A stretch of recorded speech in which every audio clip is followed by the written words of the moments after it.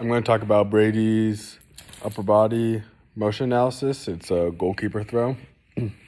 So this relates to me pretty well, actually, as I have been a goalkeeper my entire life while playing soccer.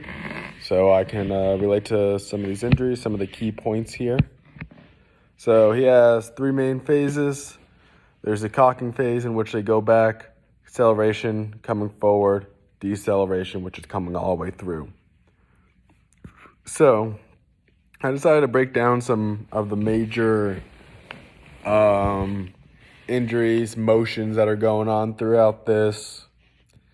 And there was a common kinetic chain that he kept emphasizing, so I assumed it was pretty important and decided to put that down as well. I'm going to relate it back to me, and then I'm going to relate it to how I can use this in everyday athletic training. So during the cocking phase, the shoulder, there's a few injuries that can happen with impingement, rotator cuff, AC sprain. One I didn't really think about at first was impingement. However, with that abduction coming up here, I can very well see it with the subacromial space shortening. During the cocking phase, the elbow just goes from flexion and extension. There could be a potential strain to the bicep tendon. During the acceleration phase, the shoulder, there's muscle strains, rotator cuffs, injuries.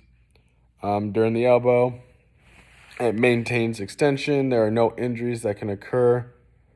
During these phases, he emphasized for a kinetic chain, the obliques help opposite shoulder flex. There's some core stability, and the hip flexors help with the momentum of the ball and throwing it.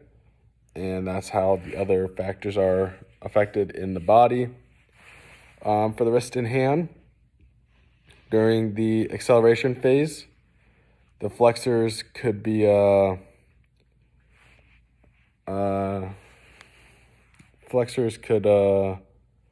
extended with either hitting of another player, or there could be forced extension towards the end of the motion, going like that.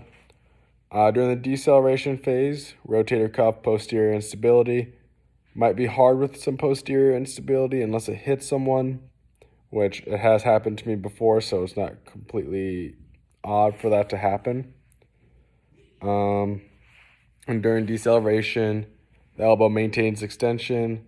The wrist, there is, with the wrist flexion towards the end, there could be some extensor strains. So what I took out of this is almost in every single section of the shoulder section of it portion, there's a rotator cuff injury. That's very common with any type of throwing, such as baseball, football, or goalkeeper soccer. These rotator cuffs are being used a ton. So I completely understand why there's rotator cuff injuries. I'd relate this back to everyday athletic training, because if I know goalkeepers specifically are having shoulder problems, I'm sure I could relate it back to, hey, it could be a rotator cuff. In practice today, did you work on throwing? Did you work on, any rotator cuff muscles in a sense? Just give them some other ones. Doing any abduction, internal, external rotation. So that's what I'd ask them. That's how I'd relate it back. Only other thing I can see that was majorly important during this motion would be the muscle strains, just in general. Towards the end, as he said, you are using your pec major because of that adducting motion. I have had problems with my pec hurting after I've thrown or repeated a lot of times during a game. So I can see how that could be a problem as well.